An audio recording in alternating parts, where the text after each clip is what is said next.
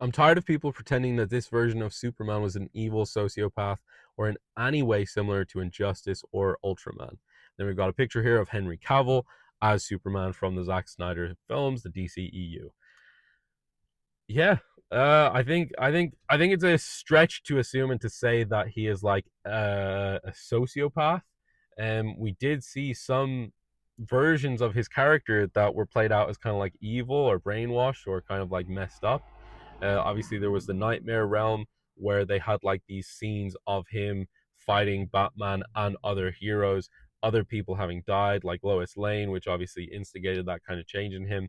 And when he was resurrected in like Batman versus Superman, no, in Justice League, it what I don't know, DCU, man, it's confusing, it's all over the place. But when he was resurrected, he came back and he was already in a bit of a like toxic place, and then he had this big fight with Batman. Yeah, there's a lot of weight to say, hey, he was like a really negative and nasty version of the character, but that's never how it was set out, right? Like, I mean, it was set in a darker timeline, a darker universe, and it made him do things that were typically darker than what Superman would be associated with. Killing General Zod is a last ditch effort. He twisted his neck and killed him, and that's a lot, but it's not like, oh, he wanted that and he leaned into killing people and he loved killing people after that.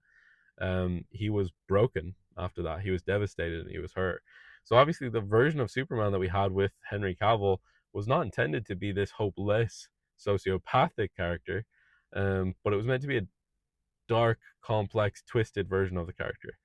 I like the idea. I don't know that I like the approach.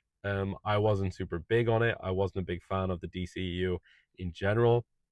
I think there are high points. I think Man of Steel has high points. I think the emotional complexity, I think the action, I think the actual visuals, all of that was stunning. But I like my Superman to be more of an idol of hope, an ideal that you can look up to and aspire to be like. And so I like David Corenswet's version of the character. I like where they're going in the DCU. I think it is a very different take. But none of that is to say that Henry Cavill's version was a sociopath. Even if you look at like the end of Black Adam, where he appears in that, he's a jokey, happy, jovial kind of character. That's the character that was existing in that timeline as they were going towards the end, not the Nightmare version. Even though the Nightmare version is something that they were playing and setting up, that's not who it was or who it was supposed to be. That was like an alternate event.